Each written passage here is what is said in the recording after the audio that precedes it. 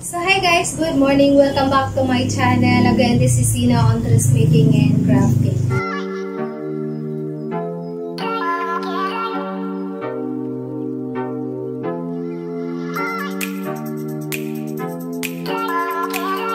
Ngayon guys, mananahin na naman tayo ulit. Medyo matagal po tayo muling nakapag-tutorial, sewing tutorial sapagkat busy po yung linya natin.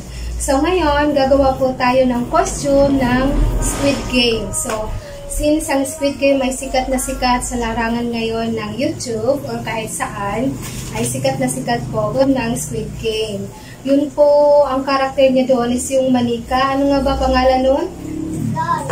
Dal. Yung dal daw sabi ng anak ko. Cotton lang po yung tela natin guys. So, yellow at saka orange. Orange ba ito? Red orange. Basta yun na yun, orange. So, dati ko rin po itong suki, guys. So, salamat sa pagbabalik-balik dito sa tahian namin. Okay. So, nilupin natin ito ng 4 times. Yes, maglalagay po tayo ng zipper sa likod para magkasya sa kanya. So, una muna, pagka ganitong hindi na ako magpa-pattern, ang una mo nang gagawin ko is yung haba. So, since ang haba niya is 18,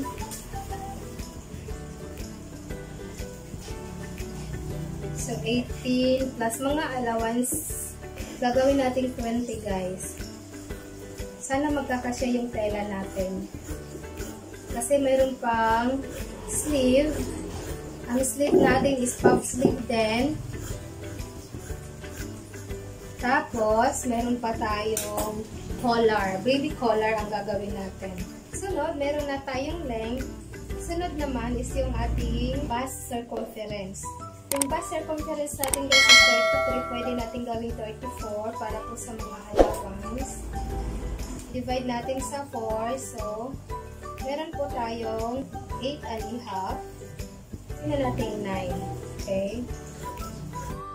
So, ayan guys, diretso na muna natin pagtabas ang side na ang measurements nito ay binatay natin sa bust circumference which is 34 inches divided by 4 is equals to 8.5 plus 1/2 sewing allowance kaya naging 9 inches.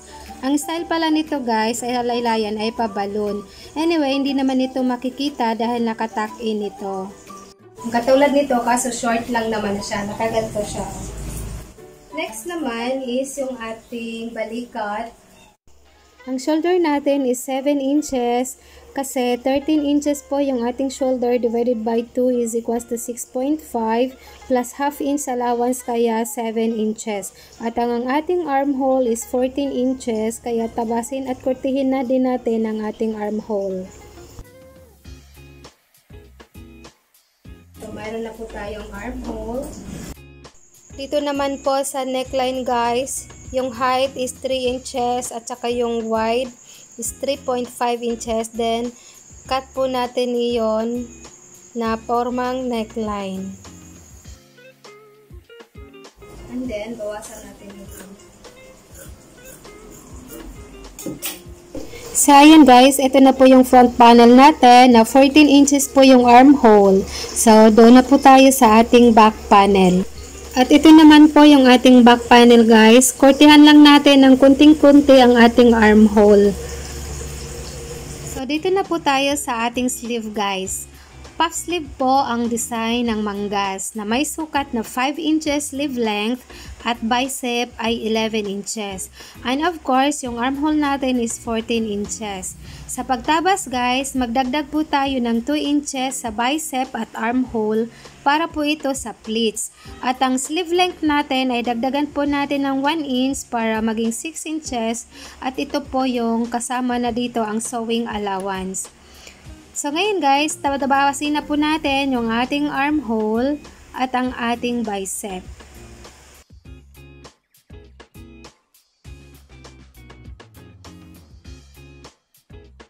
So ito na po yung ating pinaka-sleeve. Ito naman po yung ating pinaka-piping sa ating bicep. Piping or tinatawag itong bias. So, ayun na guys, nandito na po tayo tayo sa aking makina. Medyo matagal-tagal din po ako nakaupo rito sa trono ko. Mag-rewind lang ako guys ng kulay dilaw.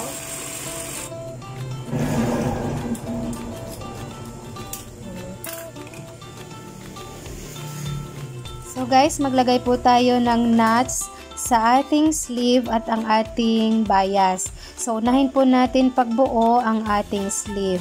So una muna from the start, magtahi po tayo 1 foot lamang. Then ilock po natin yan at magtahi isa po tayo pagka 3 inches. Then gagawa tayo ng maliliit na pleats hanggang sa makarating po tayo doon sa nuts, sa center. Pagtapatin po natin yung nuts natin guys. Then pantayin na po natin yung ating tela doon sa dulo at ang ating piping. At gagawa ulit ng maliliit na pleats at tuloy-tuloy lang po yung pagtahi natin na 1 foot lang din. So, sana guys nasundan nyo po yung aking instruction.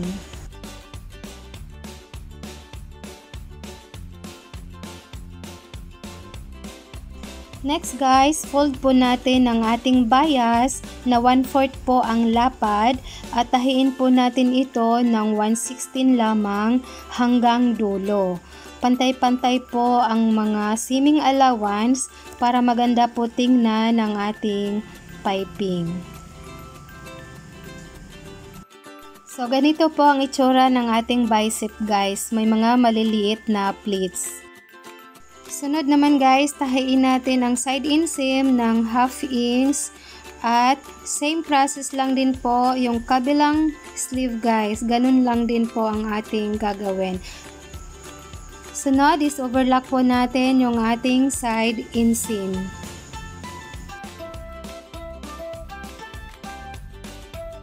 Next guys, magpalit po tayo ng pressure foot sapagkat ang gagamitin po nating zipper is blind zipper or magic zipper.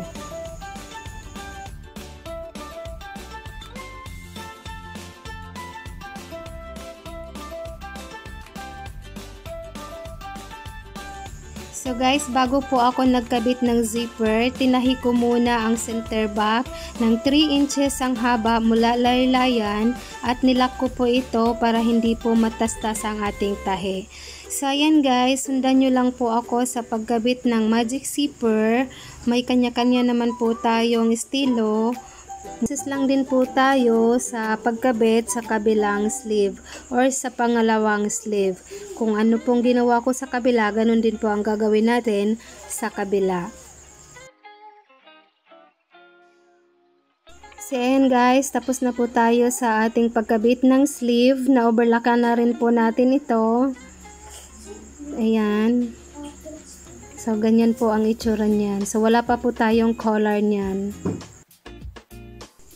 Sa sunod guys, tahiin na po natin yung ating hemming line. So inoverlockan ko po yan guys kung gaano po kalapad yung ating overlock. So ganun lang din po yung lupi natin guys. Kasi hindi naman po siya makikita dahil nakatakin naman po siya. Pero alalay lang po guys nang hindi po siya magtitwist or magkukulubot.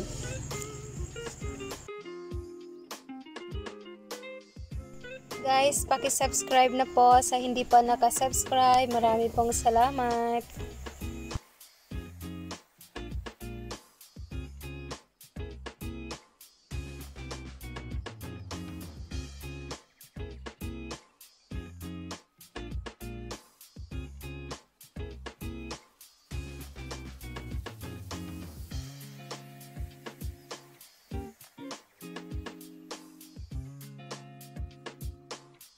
So, ayan guys, tapos na po tayo sa ating hemming line.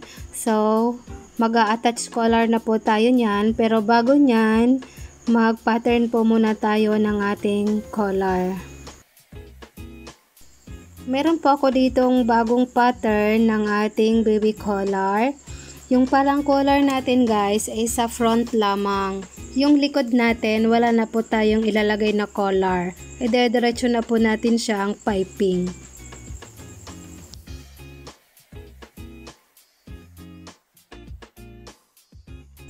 So, ang lapad po ng ating pattern is 4.5 inches at mayroon po yung haba na 6 inches. Sundan nyo lang po kung paano ko po iyan ginawa.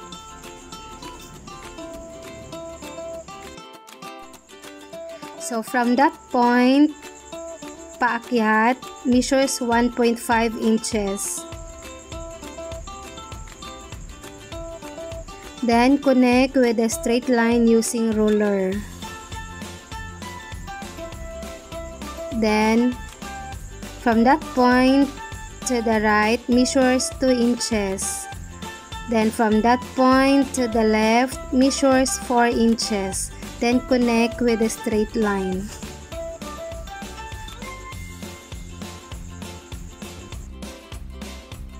Then, tabasin na po natin yung ating pattern.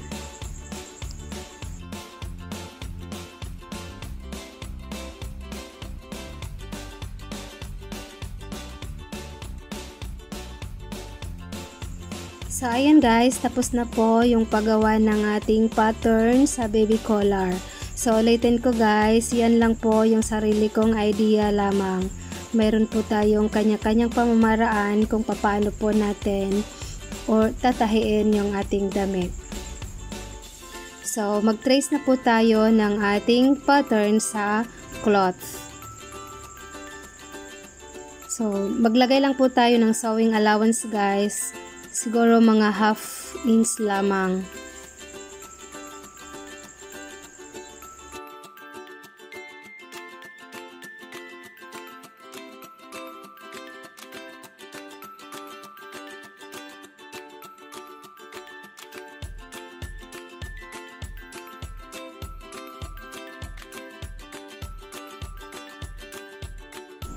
So, ngayon naman guys, tatahiin na natin yung ating collar na ang seaming allowance ay 1 foot or 1/4. So, next, lagyan natin ng slash at pagkatapos nyan, top stitch po natin at baliktarin natin ito. So, pagkatapos po nito, ikakabit na natin sa ating neckline.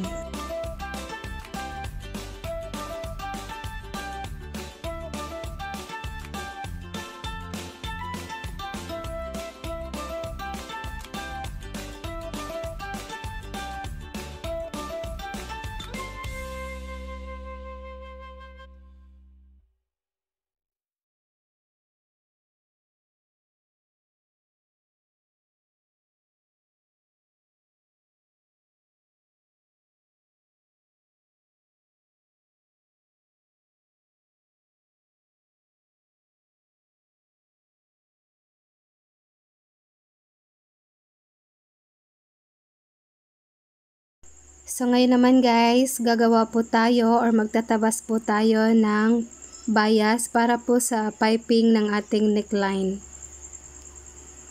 So, cut po natin yan ng 1 inch po lamang or 1.5 inches.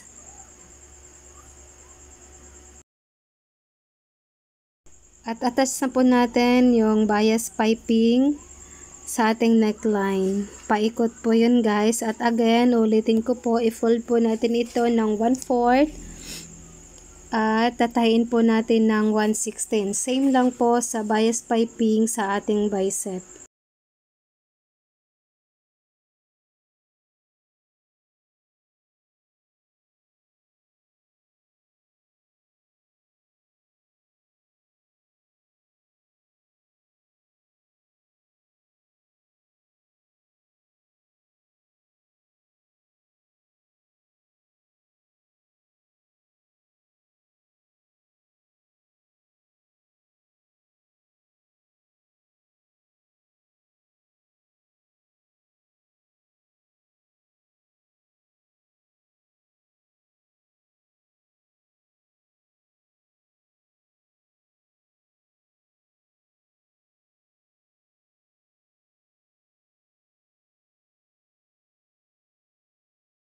So guys, thank you so much for watching. Family and friends, salamat po sa suporta at sa pag-subscribe.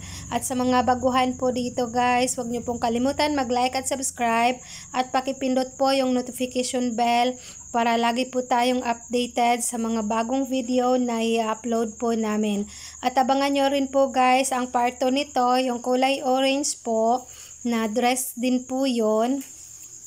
Abangan nyo po at panoorin nyo rin po. So marami pong salamat guys. Thank you. Bye-bye and God bless us all.